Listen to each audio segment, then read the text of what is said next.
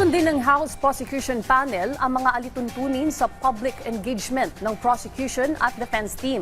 Ito ay kasunod ng inihaing manifestation ng kampo ni Vice President Sara Duterte laban sa paglabag umano sa subjudice rule ni Attorney Amando Ligutan habang nagpapatuloy ang impeachment trial.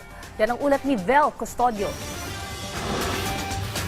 Handang tumalima ang prosecution panel sa ilalabas sa guidelines si Presiding Officer Francis Escudero sa public engagement ng prosecution at defense alinsunod sa Rule 18 ng Rules of the Senate Impeachment Procedures. Ito ay matapos maghain ng manifestation ang defense team ni Vice President Sara Duterte laban sa umano'y paglabag ni Attorney Virgil Ligutan sa subjudice rule dahil sa kanyang social media post habang kasalukuyang isinasagawa ang impeachment trial. Pero giit ng prosekusyon, hindi patas kung reklamo lang ng depensa ang pakikinggan. Dapat isama rin ang pag-insulto umano ng Vice Presidente sa impeachment court. May mga nangyari po prior to that na kung tatanungin po ang taong bayan ay mukhang nagpapakita din ng hindi pagsunod doon sa subjudice rule. Unang-una, ang Vice Presidente, sabi niya, may bending of the rule.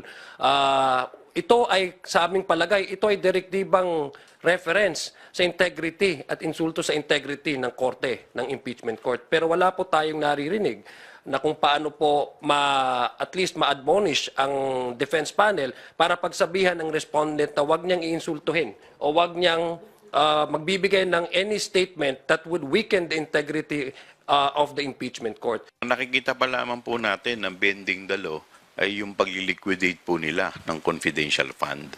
So other than that, wala na po tayong nakikita na bending the law.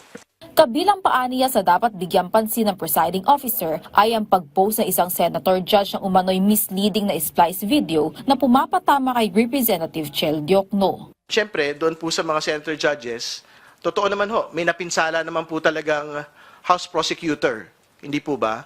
When a spliced video of him speaking was released. Kailangan lang po, dapat makita ho lahat ng Senate Impeachment Court, yung po mga instances, nung po tingin din ho namin, meron pong paglagpas dito po sa bagay po na ito. Dagdag pa ni Ridon, kapag nilimitahan ang pagtalakay sa publiko tungkol sa impeachment trial, maaari umanong lumala ang pagkalat ng fake news. Ayon pa sa panel of prosecutors, kung ipagbabawal ang presko ng prosecution at defense, wala na silang planong magdagdag ng spokesperson matapos italaga sina Representative Zia Alonto Adyong, Rene Co at dating Congressman Robert Ace Barbers. Vel Custodio, para sa Bayan.